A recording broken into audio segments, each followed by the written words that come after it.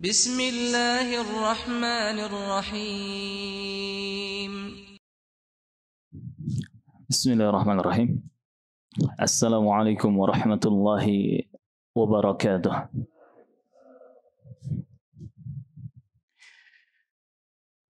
الحمد لله حمدا كثيرا طيبا مباركا فيه كما يحب ربنا ويرضى. أشهد أن لا إله إلا الله وحده لا شريك له إقرارا به وتوحيدا، وأشهد أن محمدا عبده ورسوله. قال الله عز وجل في القرآن الكريم: يا أيها الذين آمنوا اتقوا الله حق تقاته ولا تموتن إلا وأنتم مسلمون. Wahai orang-orang yang beriman, bertakwalah kepada Allah Tabaraka wa Ta'ala dengan takwa yang sebenarnya, dan janganlah meninggal dunia kecuali di atas agama Islam. Amma ba'd, segala puji hanya bagi Allah Jalla Jalaluhu Rabbul Alamin, yang kita semua adalah miliknya dan kita semua pasti akan kembali kepadanya. Segala pertolongan, kemudahan dan nikmat hanyalah datang darinya. Kemudian salawat dan salam semoga selalu tercurah untuk manusia yang paling kita cintai, manusia terbaik, termulia sepanjang masa di atas muka bumi, manusia yang pertama kali akan membuka pintu surga, satu-satunya panutan kita, satu-satunya idola dan teladanan kita, baginda mulia Rasulullah Muhammad sallallahu alaihi wa ala alihi wasallam. Juga untuk keluarga beliau, para istri beliau, para sahabat beliau, dan untuk setiap umat yang mengikuti jejak ajaran sunnah beliau dengan baik dan benar. Allahumma amin. Ahibati fillah rahimani wa rahimakumullah. Tidak terasa kita sekarang berada di sore hari yang ke-15 di bulan suci Ramadan pada tahun ini. Hampir berlalu 15 hari di bulan Ramadan Syahrun Mubarak pada tahun ini. Dan hendaknya masing-masing kita bertanya dan mengingatkan diri masing-masing, sudah sejauh apa dan sudah seperti apa kualitas dan kuantitas amal-amal saleh kita di bulan suci Ramadan ini, yang dia sudah bisa memanen pahala sebanyak mungkin, melakukan amal-amal saleh sebanyak mungkin di 15 hari ke belakang, maka bersabarlah dan teruslah beristiqamah. Perbanyaklah bersyukur dan memuji Allah Subhanahu wa Ta'ala. Dan bagi siapa yang masih menyia-nyiakan kesempatan emas dengan hadirnya bulan suci Ramadan ini, masih banyak kekurangan dan kelalaian di sana sini, maka hendaknya segera untuk beristighfar dan bertaubat kepada Allah, segera memperbaiki segala sesuatunya. Yang kurang segera disempurnakan, yang salah segera dibenarkan, yang buruk segera diperbaiki, karena belum terlambat. Masih ada sisa 14 atau 15 hari ke depan di bulan Ramadan Mubarak ini untuk kita bisa memanen pahala kebaikan sebanyak mungkin, untuk kita meraih maghfirah, ampunan, rahmat, kasih sayang dan juga keberkahan dari Allah Subhanahu wa Ta'ala. Fastabiqul khairat, berlomba-lombalah kita semua untuk kebaikan dunia dan akhirat.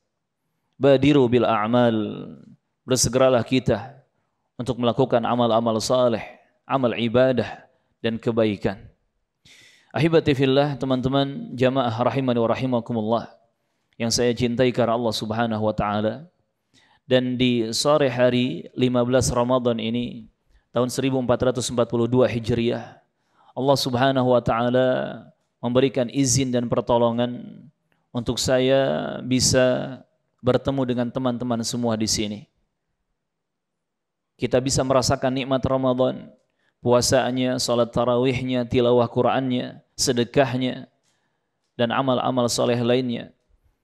Itu semua murni karena pertolongan dari Allah Subhanahu wa taala. Termasuk di sore hari ini kita bisa duduk bersama, berkumpul di Masjid Al-Furqan, Jakarta Barat. Ini juga murni karena pertolongan dan kemudahan dari Allah Subhanahu wa taala. Maka di sini hendaknya kita senantiasa memegang erat prinsip iyyaka na'budu wa iyyaka nasta'in. Dalam hal apapun, dalam urusan apapun, bagaimanapun situasi dan kondisinya, teruslah kita berusaha memegang prinsip kami hanya beribadah kepada Allah dengan ibadah yang benar, dan kami hanya meminta pertolongan kepada Allah Subhanahu wa taala. Dan subhanallah, ternyata saya merasakan kebahagiaan di Jakarta Barat, walaupun katanya tadi sudah mepet-mepet ke Tangerang ya. Di Jakarta Barat, perbatasan Tangerang ini, saya memiliki saudara yang sangat banyak ternyata, alhamdulillah. Bahkan disambut dengan luar biasa ya oleh teman-teman di sini dan juga oleh asatidah di sini. Ada Ustaz Beni, Masya Allah. Jazakumullah khairan Ustaz. Ya, semoga antum dimudahkan oleh Allah Azza wa Jalla untuk terus istiqamah menyebarkan dakwah tauhid dan sunnah. Juga para guru mungkin dan juga teman-teman semuanya. Masya Allah. Di sini terbukti bahwa dimanapun kita, kemanapun kita pergi, kalau prinsip kita kokoh di atas tauhid dan sunnah, maka pasti kita akan bertemu dengan saudara yang sama, dimanapun itu. Al-Imam Ahmad bin Muhammad bin Hanbal Abu Abdillah rahimahullah ta'ala pernah mengatakan kepada para muridnya, jika kalian bertemu dengan seorang ahlu sunnah dimanapun berada, sampaikan salamku kepada dia. Fa innahu akhun li fillah. Karena sesungguhnya dia adalah saudaraku, saudara di jalan Allah Subhanahu wa taala, saudara sesama manhaj sunnah, saudara karena Allah tabaraka wa taala. Dan ini enaknya kita tidak membawa bendera apapun dalam beragama Islam, tidak membawa warna ormas apapun dalam beragama Islam. Cukup kita memegang Islam yang murni, tauhid dan sunnah Nabi. Kemanapun kita pergi, pasti akan Allah pertemukan dengan saudara-saudara yang seperjuangan. Alhamdulillah. Dan semoga Allah menjaga kita semua di atas nikmatnya hidayah tauhid dan sunnah ini. Allahumma amin. Teman-teman rahimani wa rahimakumullah. Adapun pembahasan kita di sore hari yang berberkah ini adalah tentang sakaratul maut. Yang pasti sakaratul maut itu bukanlah sesuatu yang ringan ketika nanti kita menghadapinya. Yang pasti sakaratul maut itu akan kita alami, siapapun kita. Apakah kita orang baik atau orang yang jahat? Apakah kita orang miskin atau orang yang kaya? Apakah kita sebagai pelajar atau sebagai ustadz, sebagai guru? Siapapun kita pasti akan mengalami kematian. Teman-teman jamaah rahimani wa rahimakumullah, saudara-saudaraku seiman dan seaqidah, menjalani hidup bagaikan musafir yang bepergian di muka bumi.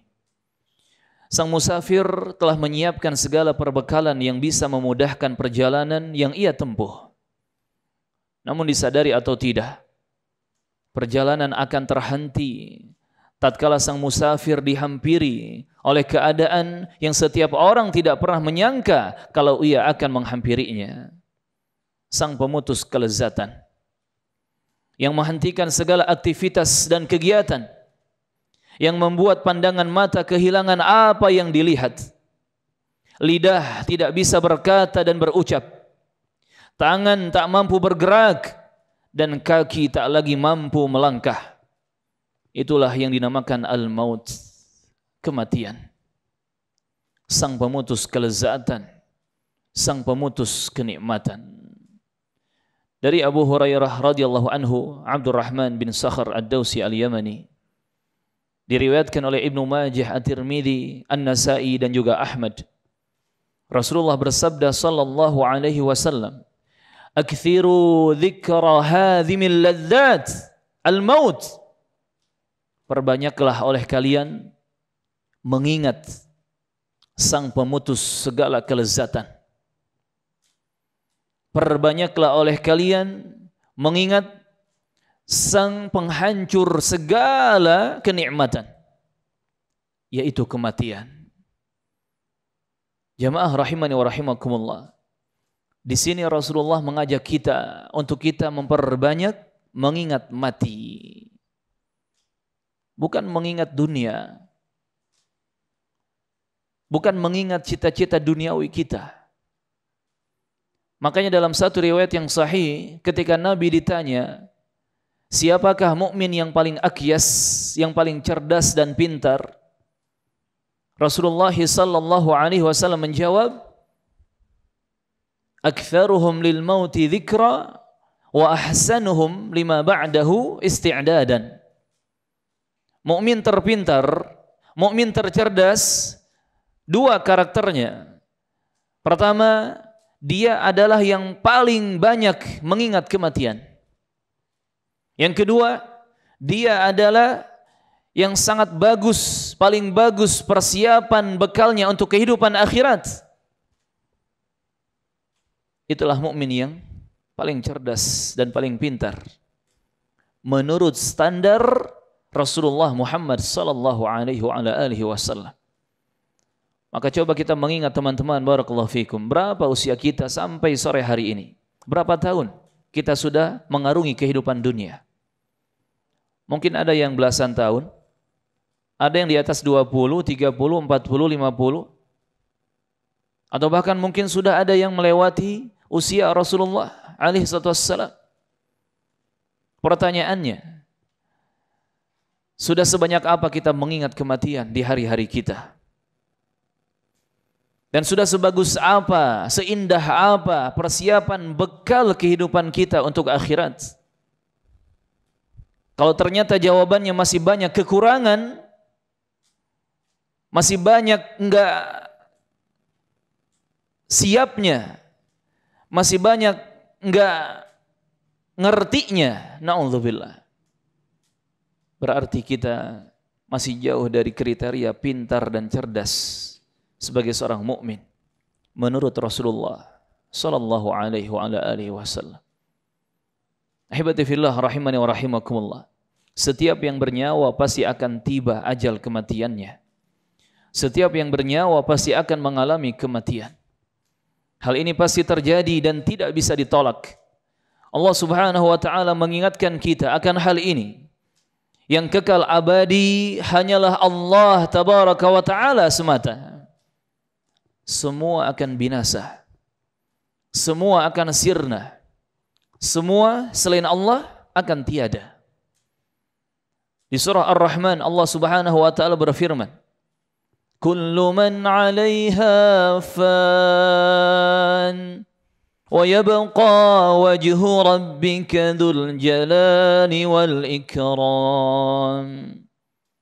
Semua yang ada di atas muka bumi akan hancur, fana, sementara, akan binasa. Semua yang ada di dunia sementara akan hancur, akan binasa. Dan yang tersisa kekal abadi hanyalah wajah Rabbmu, Allah Subhanahu wa taala, yang memiliki kebesaran dan kemuliaan. Juga di surah Al-Imran Allah Subhanahu wa taala berfirman, ayat ke-185, "Kullu nafsin dha'iqatul maut." Setiap yang berjiwa pasti akan merasakan mati. Setiap yang bernyawa pasti akan mengalami kematian. Wa innama tuwaffawna ujurakum yaumal qiyamah. Dan di hari kiamat nanti semua pahala kalian akan ditunaikan dengan sempurna. Allah tidak akan mendolimi hambanya sedikit pun. فَمَنْ زُحْزِحَ عَنِ النَّارِ وَأُدْخِلَ الْجَنَّةِ فَقَدْ فَازَ وَمَا الْحَيَاةُ الدُّنْيَا إِلَّا مَتَاعُ الْغُرُورِ.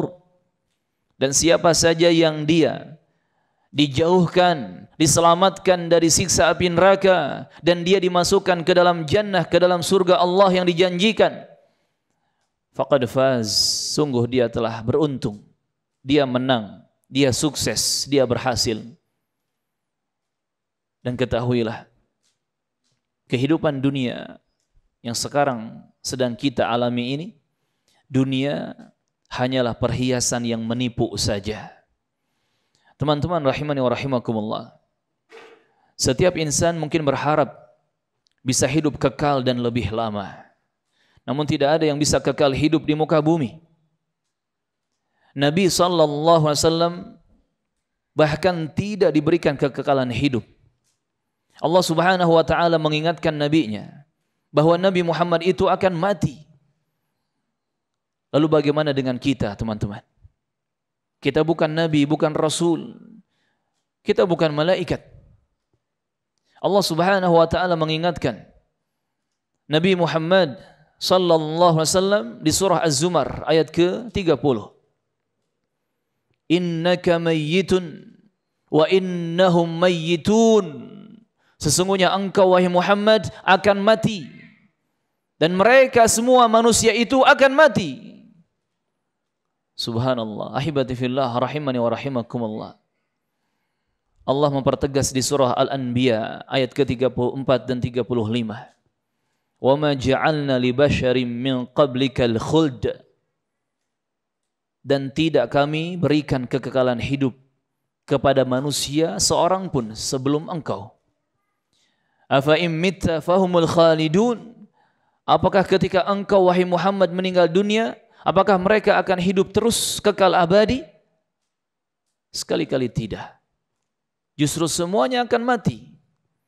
Kullu nafsin dha'iqatul maut wa nabluukum bisyarri wal khairi fitnah wa ilaina turja'un. Setiap yang bernyawa pasti akan merasakan kematian.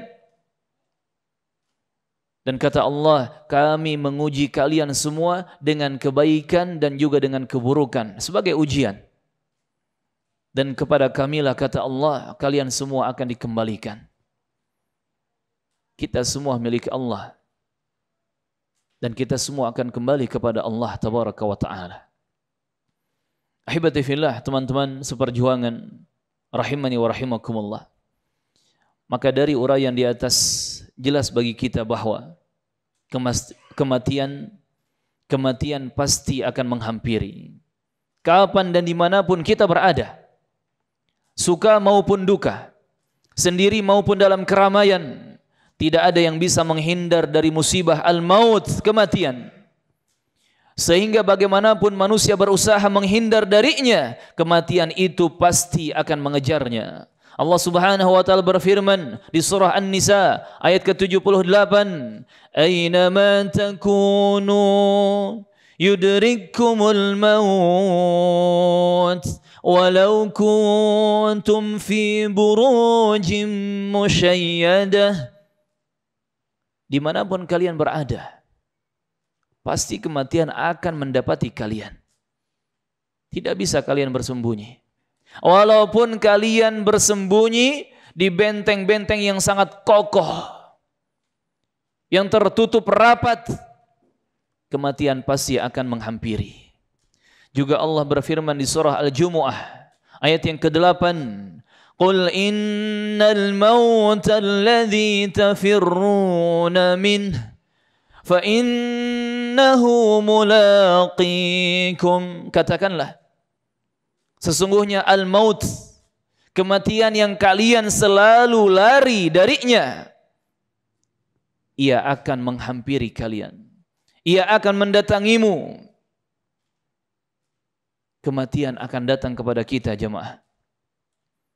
Ahibati fillah rahimani wa rahimakumullah. Dan dahsyatnya peristiwa kematian ini telah diuraikan oleh Allah Subhanahu wa taala. Paling tidak disebutkan di 4 ayat dalam Al-Quran. Di surah Qaf ayat ke-19. Di surah Al-An'am ayat ke-93. Di surah Al-Waqi'ah ayat ke-83. Dan di surah Al-Qiyamah ayat ke-26. Di ayat-ayat yang mulia ini, di surah-surah yang mulia ini, Allah Subhanahu wa taala menggambarkan bagaimana dahsyatnya peristiwa kematian yang akan kita alami. Maka hendaknya kita jadikan renungan. Kita fikirkan jika hal itu menimpa kita. Kita fikirkan jika kita mengalaminya ketika itu. Allah Subhanahu wa taala berfirman, وَجَاءَتْ سَكْرَةُ الْمَوْتِ بِالْحَقِّ ذَلِكَ مَا كُنْتَ مِنْهُ تَحِيدٌ. Dan datang sakaratul maut itu, kematian itu dengan benar, nyata, dengan jelas. Dan itu adalah sesuatu yang kalian selalu lari darinya. Walau tara idil zalimuna fi ghamaratil maut. Alangkah dahsyatnya sekiranya kalian melihat di waktu orang-orang zalim berada dalam tekanan-tekanan sakaratul maut. Falawla idza balagatil hulqum. Maka bagaimana ketika nyawa sampai di kerongkongan? Kalla idza balagatit taraqi. Sekali-kali tidak apabila nafas seseorang telah mendesak sampai kerongkongannya. Jamaah rahimani wa rahimakumullah. Allah Subhanahu wa taala mengisahkan tentang gambaran kematian yang sangat dahsyat dengan uraian yang menakjubkan dan membuat setiap orang yang beriman pasti merinding dan ketakutan. Bagaimana tidak? Itu adalah saat di mana manusia akan meninggalkan dunia yang fana. Detik-detik perpisahan yang ditakutkan. Detik-detik keluarnya ruh dari jasad. Detik-detik di mana setiap insan berharap untuk tidak mengalaminya di saat ia belum siap untuk menerimanya. Peristiwa yang merubah orang kuat menjadi lemah, yang sehat menjadi sakit, yang tenang menjadi guncang. Kalla idza balagatit taraqi wa qila man raqa wa dhanna annahu al-firaqa waltaffatis saqu bis-saq ila rabbika yawma idzinil masaq.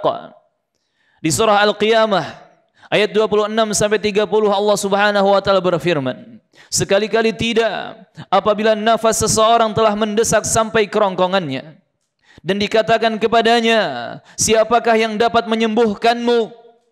Dan dia yakin ketika itu bahwa sesungguhnya itulah waktu perpisahan dengan dunia. Bertautan betis kiri dengan betis kanannya.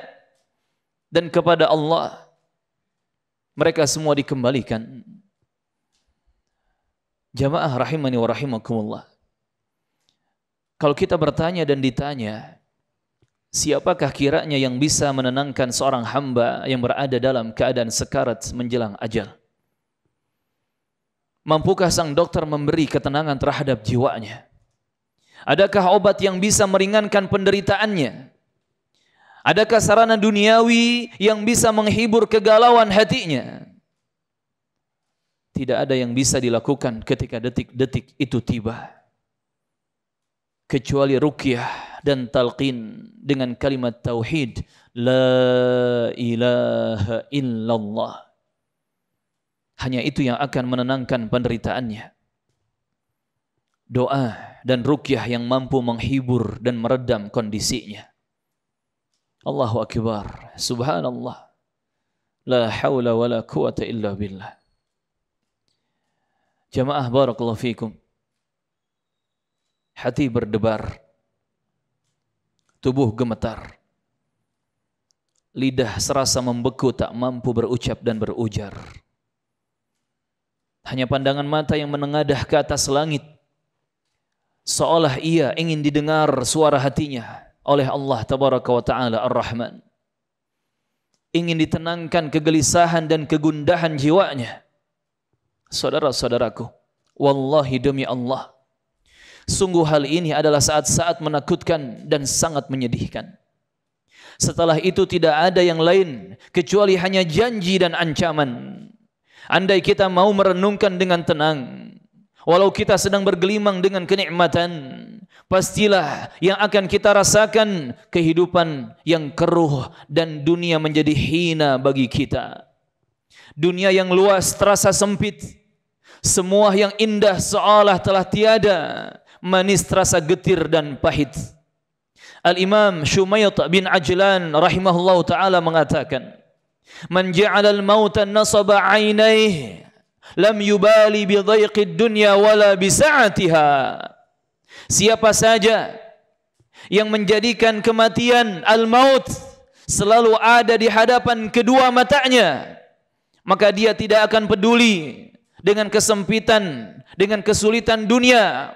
Dia pun tidak peduli dengan keluasan dan kenikmatan dunia. Jamaah barakallahu fikum, lihatlah perubahan yang ada. Rasakan, renungkan dan fikirkan, wahai saudara-saudaraku. Kesenangan berubah menjadi kesedihan, kebahagiaan berubah menjadi kesusahan. Bagaimana tidak? Kita akan berpisah dari harta benda. Kita akan berpisah dengan orang yang tercinta. Kita akan berpisah dengan sanak kerabat dan orang-orang yang pernah dekat, menuju tempat untuk mendapatkan balasan dan menjalani hisab perhitungan yang sungguh amat sangat menakutkan. Sampai kita mengakhiri perjalanan kita yang panjang dan berat itu menuju salah satu dari dua kelompok, fariqun fil jannah wa fariqun fis sa'ir. Kata Allah di surah Asy-Syura ayat ke-7, segolongan akan masuk ke dalam surga dan segolongan yang lain akan masuk ke dalam neraka sa'ir. Al-Imam Umar bin Abdul Aziz rahimahullah ta'ala pernah menyampaikan di dalam khutbahnya, ingatlah wahai saudara-saudaraku, bukankah kalian pernah mengantar jenazah di kala pagi dan petang? Jenazah saudara kalian sendiri yang telah dipanggil oleh Allah Azza wa Jalla. Saudara kalian yang telah tiba ajal kematiannya, kalian mengantarkan dan meninggalkannya di dalam lubang liang lahat, tempat yang tidak ada lagi kasur dan bantal yang empuk. Sudah tidak lagi punya kesempatan untuk beramal. Dia telah berpisah dengan orang yang dicintai, berpisah dengan anaknya, istrinya, keluarganya, kerabatnya, teman-temannya. Kini ia hidup berkalang tanah, siap menghadapi hisab. Maka wahai hamba-hamba Allah, bertakwalah kepada Allah Subhanahu wa ta'ala sebelum maut datang menjemput. Kemudian kata Umar bin Abdul Aziz rahimahullah ta'ala, dan aku sampaikan kalimat-kalimat ini dengan penuh keyakinan bahwa tidak ada orang yang lebih banyak salah dan dosanya daripada kesalahan dan dosa yang pernah aku perbuat. Akan tetapi seiring itu pula aku senantiasa bertobat dan memohon ampun kepada Allah Subhanahu wa ta'ala. Kemudian setelah itu beliau mengangkat salah satu sisi selendangnya sambil menangis terisak-isak sampai ia tidak sadarkan diri. Akhirnya beliau diturunkan dari mimbar dan tidak pernah kembali lagi ke atas mimbar tersebut. Akhirnya maut pun menjemput dirinya. Rahimahullahu ta'ala rahmatan wasi'ah. Semoga Allah merahmati Umar bin Abdul Aziz dengan rahmat yang luas. Dan semoga Allah merahmati kita semua. Allahumma amin. Teman-teman barakallahu fikum, mari sejenak kita melihat bagaimana detik-detik akhir menjelang ajal yang dialami oleh Rasulullah sallallahu alaihi wasallam dan juga para sahabatnya. Para sahabat Nabi generasi terbaik dari umat ini. Diceritakan oleh Anas bin Malik radhiyallahu anhu. Tatkala kondisi Nabi sallallahu alaihi wasallam makin memburuk, Fatimah bintu Muhammad berkata, "Wa karba abah, alangkah berat penderitaanmu wahai ayahku. Alangkah berat penderitaanmu wahai ayahku." Kemudian Rasulullah menjawab, "Laisa ala abika karbun ba'dal yaum."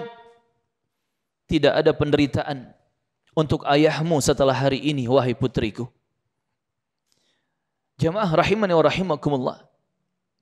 Apakah yang dilakukan oleh Rasulullah ketika ajal menjemput? Apa yang beliau ucapkan kepada umatnya? Al-Imam Al-Bukhari meriwayatkan dari Aisyah radhiyallahu anha bahwasannya di hadapan Rasulullah ketika itu terdapat satu bejana kecil dari kulit yang berisikan air. Kemudian Rasulullah memasukkan tangan ke dalamnya. Kemudian beliau membasuh mukanya seraya berkata, "La ilaha illallah. Inna lil mauti sakarat." Tidak ada ilah yang berhak diibadahi dengan benar kecuali hanya Allah. Sesungguhnya kematian itu memiliki sakaratul maut. Kematian itu memiliki sakarat-sakarat. Kematian itu memiliki rasa sakit. Kemudian Rasulullah menengadahkan tangannya ke arah langit seraya berkata, "Ilar rafiqil a'la." Menuju ar-rafiqil a'la. Menuju teman di atas sana. Sampai akhirnya nyawa beliau tercabut dan tangannya melemas, sallallahu alaihi wa ala alihi wasallam. Disebutkan dalam riwayat yang lain bagaimana Rasulullah mengucapkan doa yang begitu lirih, memohon kepada Allah Subhanahu wa taala rahmat dan maghfirahnya. Ketika kepala beliau berada di pangkuan Aisyah, tiba-tiba masuklah Abdurrahman bin Abi Bakar membawa sebatang siwak. Rasulullah memandang ke arahnya, maka Aisyah tahu bahwa beliau menginginkan siwak itu. Aisyah radhiyallahu anha mengambil siwak itu, kemudian melunakkannya sedikit dan memberikannya kepada Rasulullah untuk digunakan bersiwak. Setelah bersiwak, Rasulullah mengangkat tangan dan jari jemarinya. Pandangannya juga mengarah ke atas. Kedua bibir beliau bergerak-gerak. Dan Aisyah masih mendengarkan apa yang diucapkan oleh Rasulullah ketika itu. Ma'alladzina an'amta alaihim minan nabiyyina was-siddiqina wasyuhada was-salihin. Allahumma ighfirli warhamni wa alhiqni birrafiqil a'la. Allahumma ar-rafiqal a'la. Bersama orang-orang yang engkau beri nikmat ya Allah, dari kalangan para nabi, para siddiqin, para syuhada dan orang-orang saleh. Ya Allah, ampunilah dosa-dosaku. Limpahkanlah rahmat kasih sayangmu kepadaku. Dan angkatlah diriku menuju ar-rafiqil a'la. Rasulullah terus mengulang-ulang kalimat tadi sampai 3 kali. Dan itulah ucapan terakhir yang beliau lontarkan. Setelah itu tangan beliau perlahan miring dan melemas. Beliau pun berangkat menuju Allah tabaraka wa ta'ala. Saudara-saudaraku rahimakumullah, begitu dahsyat peristiwa yang menimpa Rasulullah sallallahu alaihi wasallam tatkala maut menjemput beliau. Beliau adalah hamba Allah yang terbaik, kekasih Allah dan hamba yang menjadi panutan umat. Beliau tidak bisa menyembunyikan keadaan dirinya dan apa yang menimpanya. Sebuah peristiwa yang jika kita mengalami sendiri, tentulah akan muncul pertanyaan dalam benak fikiran masing-masing kita.